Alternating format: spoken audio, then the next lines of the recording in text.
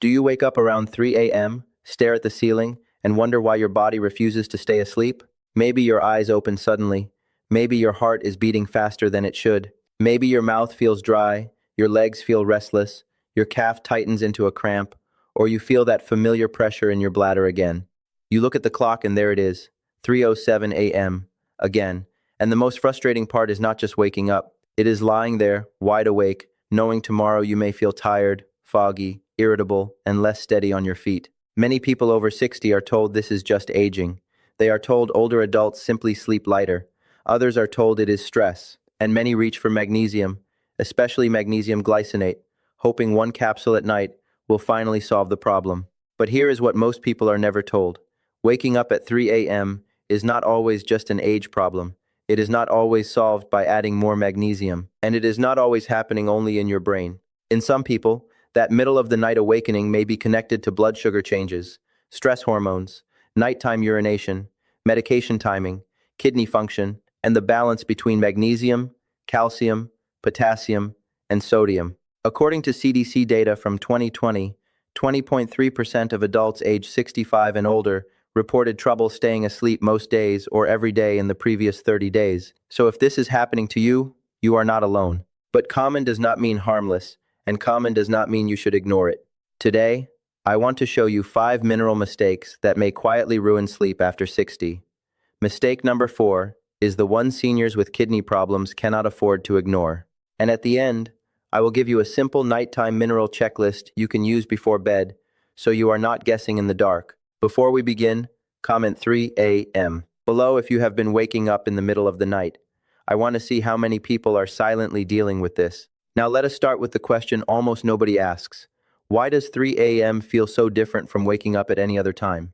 3 a.m. usually falls in the second half of the night. By then, your body is no longer in the same deep sleep pattern it had earlier. Sleep becomes lighter. Cortisol, one of your normal wake-up hormones, begins to rise gradually before morning. That does not mean cortisol is bad. You need it to wake up. But if your body is already under stress, if your blood sugar is unstable, if pain is flaring, if your bladder is full, or if your minerals are out of balance, that normal rise can feel like an alarm bell. This is why some people wake up, not just awake, but activated. They may feel a little anxious for no clear reason. Their heart may feel stronger in the chest. Their muscles may feel tight. Their mind may start racing the moment their eyes open. And once the nervous system has switched on, it can be very hard to switch it off again. After 60, several things can make this more likely. The bladder may become more sensitive. Blood sugar regulation may become less steady, especially in people with prediabetes or diabetes. Arthritis pain can become more noticeable when the room is quiet. Acid reflux can worsen when lying down. Some medications taken in the evening may begin affecting the body during the night, and electrolytes, the charged minerals that help nerves, muscles, and the heart communicate, may not be as stable as they used to be. This does not mean waking at 3 a.m. is always dangerous. It is not. Sometimes it is a habit, stress, caffeine too late in the day, or simply a bad week of sleep. But after 60, repeated 3 a.m. wake-ups are a signal worth paying attention to, especially if they come with leg cramps, frequent urination, heart pounding, unusual weakness, sweating, dizziness, confusion, or a new change in your medications.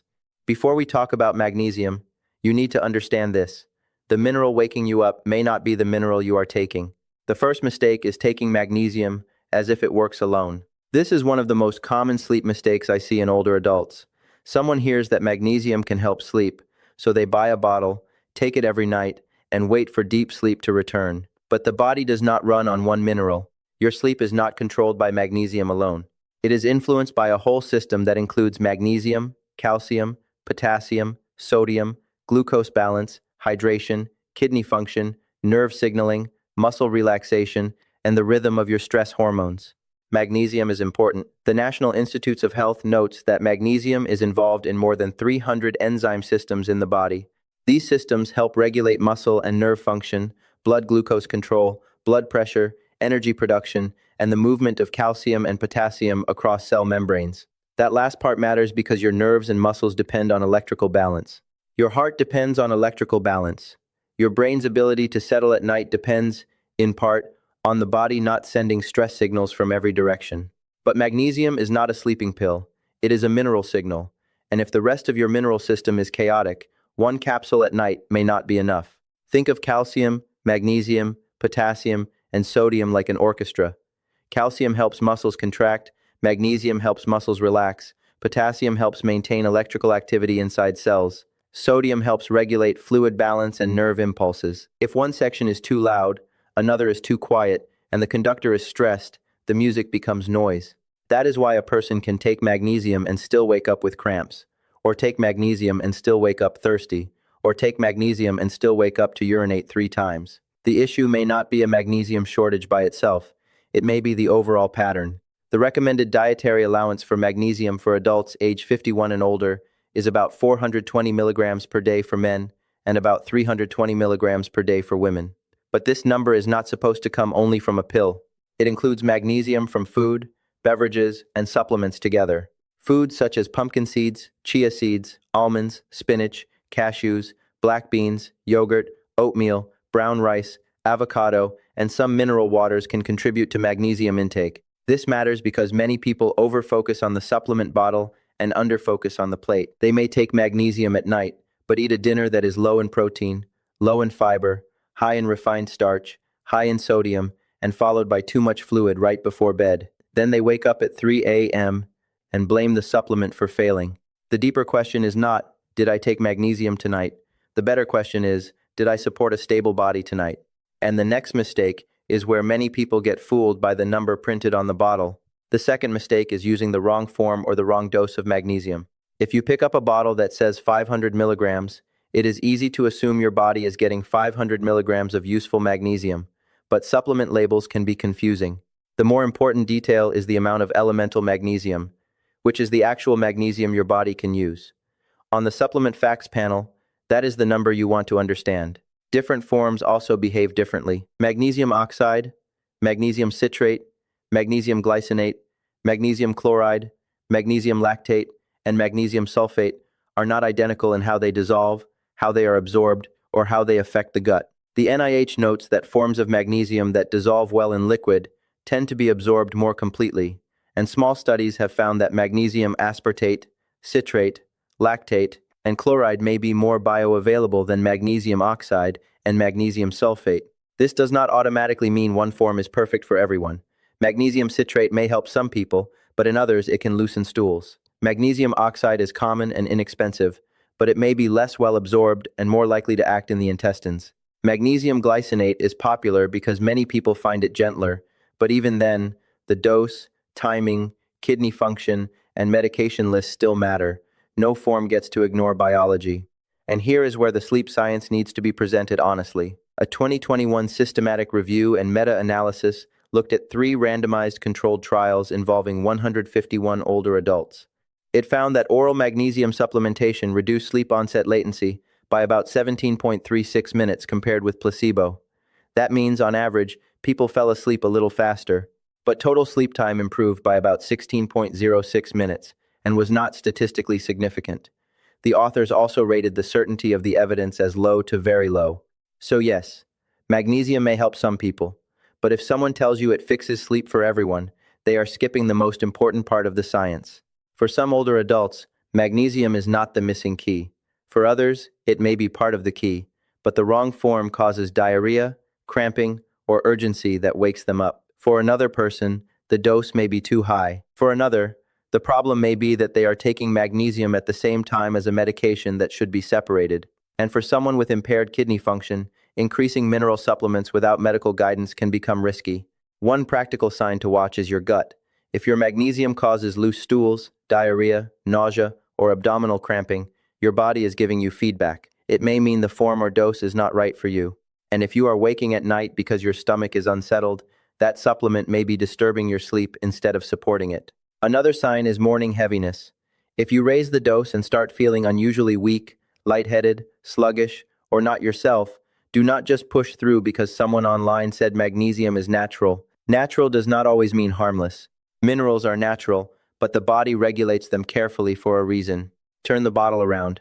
Look for elemental magnesium. Check whether the serving size is 1 capsule, 2 capsules, or more.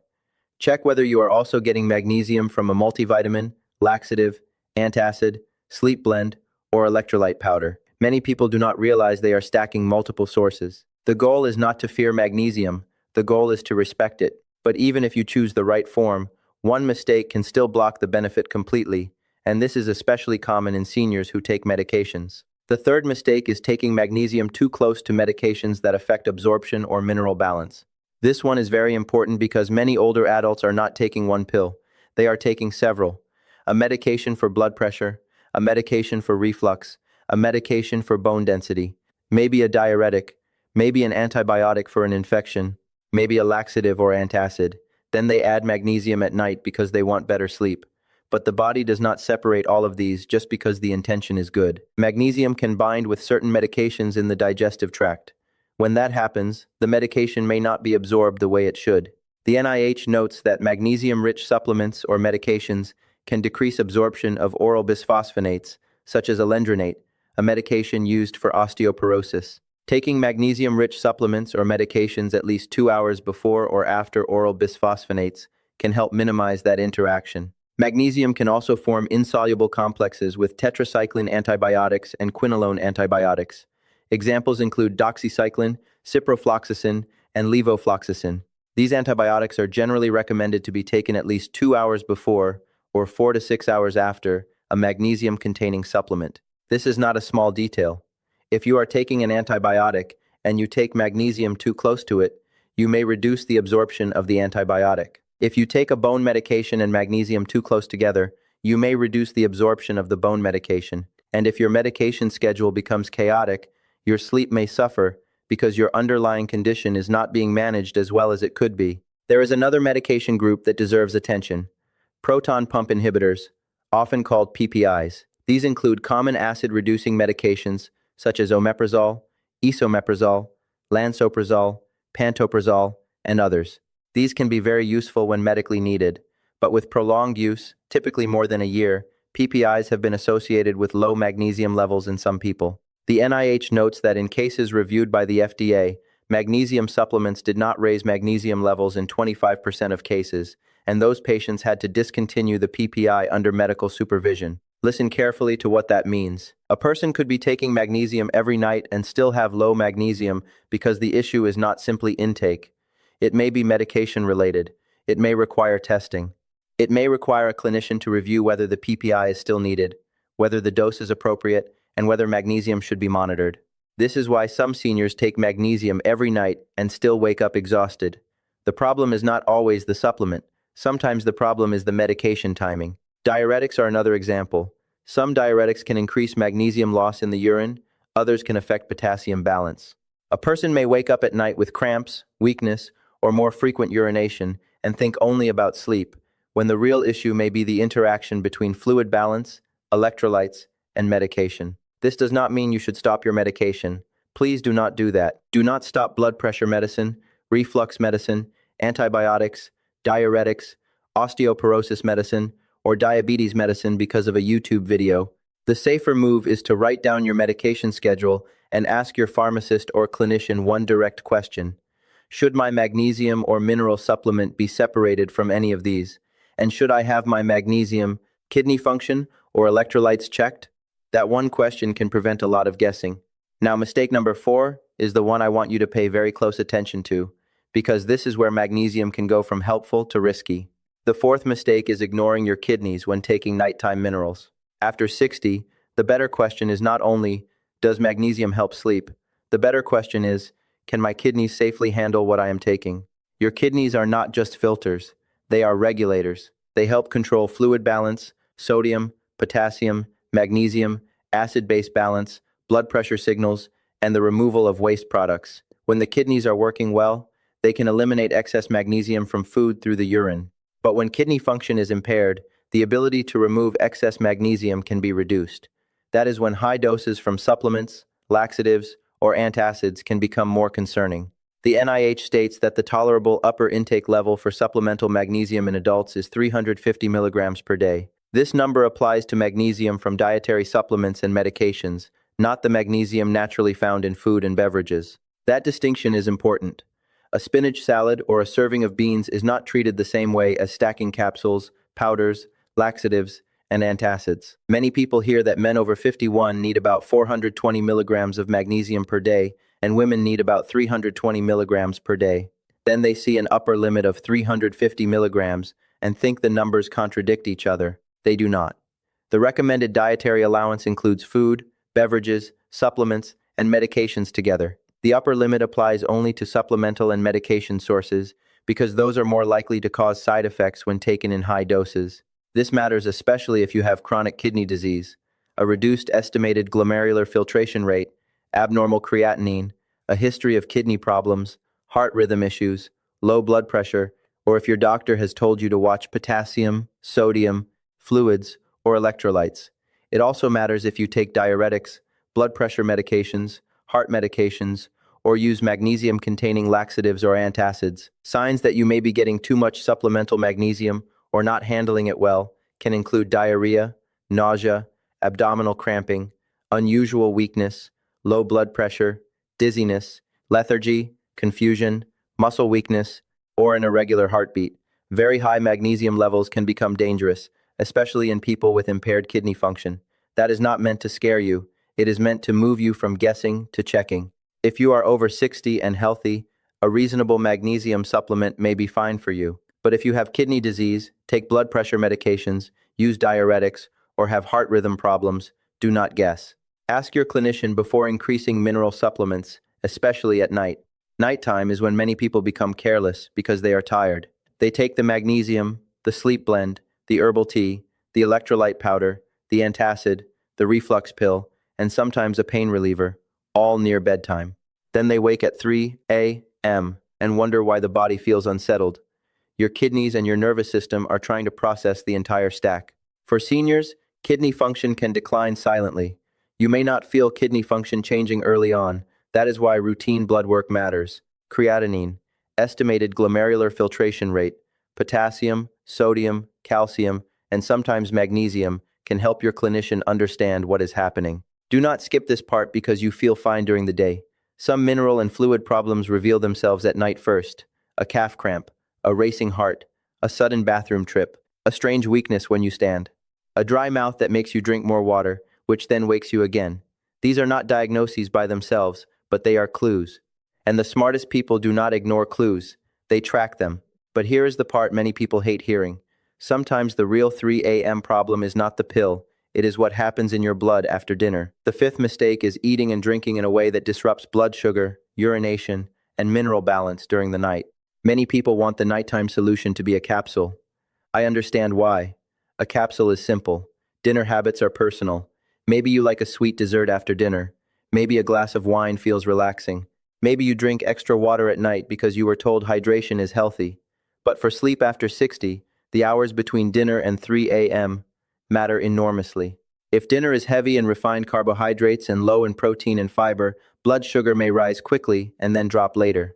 In some people, that drop can trigger stress hormones. The body does not like unstable blood sugar during sleep. It may respond by increasing adrenaline-like signals, which can feel like anxiety, sweating, hunger, or a pounding heart. The person wakes up and thinks, "Why am I anxious?" But the trigger may have started with the meal. This does not mean every person who wakes at 3 a.m. has a blood sugar problem. It does mean that if your wake-up comes with sweating, shakiness, hunger, a racing heart, or a strong urge to eat something, it is worth discussing with your clinician, especially if you have diabetes, prediabetes, take glucose-lowering medication, or have changed your evening meal pattern. Magnesium is connected to glucose metabolism. Diabetes can increase urinary losses of magnesium, and low magnesium status has been linked with insulin resistance. But the evidence that magnesium supplements reliably improve blood sugar control in every person is not consistent enough to treat magnesium like a standalone solution. Food pattern still matters. Medication still matters. Body weight, muscle mass, activity, kidney function, and timing all matter. Now think about fluid. Hydration is healthy, but timing matters. If you drink a large amount of water, tea, or electrolyte beverage in the last hour before bed, your bladder may wake you. If the drink contains caffeine, even from tea, that can fragment sleep. If alcohol is involved, it may make you feel sleepy at first, but it often worsens sleep quality later in the night and can increase urination. If the evening meal is very salty, you may become thirsty, drink more, and urinate more. This is why the question is not just, what supplement helps me sleep? The question is, what is my body forced to manage at 3 a.m.? A better evening pattern is usually simple, not extreme. Build dinner around adequate protein, fiber, and minerals from food. For many seniors, that may mean a palm-sized portion of fish, chicken, eggs, Greek yogurt, tofu, beans, or another protein you tolerate well. Add vegetables, especially leafy greens or other fiber-rich choices. Add a slow carbohydrate if it fits your medical plan, such as beans, lentils, sweet potato, or a small portion of whole grains. Keep refined sweets smaller and earlier. Avoid making dinner a sodium bomb. And do not flood your bladder right before bed. If you are thirsty at night, sip rather than chug. If you take medications that require water, take the needed water. But do not turn the last 30 minutes before bed into a hydration challenge. And if you wake repeatedly to urinate, especially with thirst, swelling, shortness of breath, high blood sugar, prostate symptoms, or new medication changes, do not just blame aging. Bring that pattern to your clinician. This is the mistake people hate hearing because it is not about the pill. It is about what happens in your blood between dinner and 3 a.m. And now I want to give you the simple checklist I wish every senior had before taking another nighttime mineral supplement. Tonight, do not change everything at once. When people change everything at once, they learn nothing. Instead, start by gathering clues for 7 nights. First, check your total magnesium. Look at your supplement, your multivitamin, your sleep blend, your electrolyte powder, your laxative, and your antacid. Many people are surprised to discover that magnesium appears in more than one product. Write down the elemental magnesium amount, not just the marketing number on the front of the bottle. Second, remember the supplemental magnesium upper limit. Unless your clinician has told you otherwise, do not casually exceed 350 milligrams per day from supplements and medications. That limit does not include magnesium naturally found in food, but it does include capsules, powders, magnesium-containing antacids, and magnesium-containing laxatives. Third, separate magnesium from certain medications. If you take oral bisphosphonates for bone health, ask about spacing magnesium at least 2 hours away. If you are taking tetracycline or quinolone antibiotics, ask about taking the antibiotic at least 2 hours before or 4 to 6 hours after magnesium. If you are unsure, call your pharmacist. Pharmacists are excellent for this question. Fourth, if you take a PPI for reflux, take a diuretic, have kidney disease, or have been told your electrolytes are abnormal, ask whether magnesium testing or electrolyte testing is appropriate. This is not because everyone needs advanced testing. It is because your situation is not the same as a healthy 30-year-old taking a basic supplement. Fifth, look at dinner, not just the pill bottle. Was your dinner mostly refined starch and sugar? Was it extremely salty? Did it include protein? Did it include fiber? Did you drink alcohol? Did you drink caffeine too late? Did you eat so late that reflux woke you? Your plate may be talking to your sleep. Sixth, stop flooding your bladder before bed. Hydrate earlier in the day. If your clinician has given you a fluid plan, follow that plan. But for many people, moving more fluids earlier and reducing large amounts close to bedtime can reduce unnecessary wake-ups. Seventh, track the pattern. For 7 nights, write down what time you woke up, what you ate for dinner, what supplements you took, what medications you took near bedtime, whether you had leg cramps, whether your heart was pounding, whether you felt hungry or sweaty, whether you had reflux, and whether you urinated. Patterns reveal what memory forgets. This is where many people finally see it. They realize the worst nights happen after a late dessert, or after salty takeout, or after a second glass of wine, or when magnesium is taken too close to another medication, or when the dose is doubled, or when they drink a large electrolyte beverage at bedtime, or when they forget protein at dinner, or when reflux is not controlled, or when a new diuretic schedule changes everything. Once you see the pattern, you can make a smarter move. Not a fearful move, not a random move, a smarter move. If this checklist is helpful, comment sleep below so I know you want more practical sleep protocols like this. Let me bring this all together. If you wake up at 3 a.m., do not immediately blame your age. Your body may be sending a signal. It may be your medication timing. It may be blood sugar. It may be kidney function. It may be the wrong magnesium dose, the wrong magnesium form, or the wrong mineral balance altogether. It may also be something completely different, such as sleep apnea, pain, anxiety, reflux, prostate issues, menopause-related changes, or a medication side effect. That is why the right approach is not panic, it is pattern recognition. The goal is not to fear supplements. The goal is to use them intelligently. Magnesium can support health when used appropriately. It plays important roles in nerves, muscles, glucose metabolism, blood pressure, and normal rhythm. But it should not be treated like a magic sleep switch. After 60, your body deserves more respect than that. Your sleep is not a single switch. It is a system. So tonight, do not change everything. Start with one simple step. Write down what time you wake up, what you ate for dinner, what supplements you took, what medications you took near bedtime, and what symptoms came with the wake up. Did you have leg cramps? Did your heart pound? Did you feel thirsty? Did you urinate? Did you feel hungry? Did you have reflux? Did you feel unusually weak or dizzy? Do that for 7 nights. Then look at the pattern. If symptoms are new, severe, or concerning, bring that pattern to your clinician. If you have kidney disease, heart rhythm problems, diabetes, low blood pressure, or take multiple medications, do not increase mineral supplements without medical guidance. You do not have to accept broken sleep as normal aging. But you also do not have to chase every new supplement trend. The wiser path is to listen carefully, track honestly, and support the body with the right minerals, the right timing, the right food pattern, and the right medical guidance when needed. If this helped you, comment sleep below. Share this with someone over 60 who keeps waking up at night.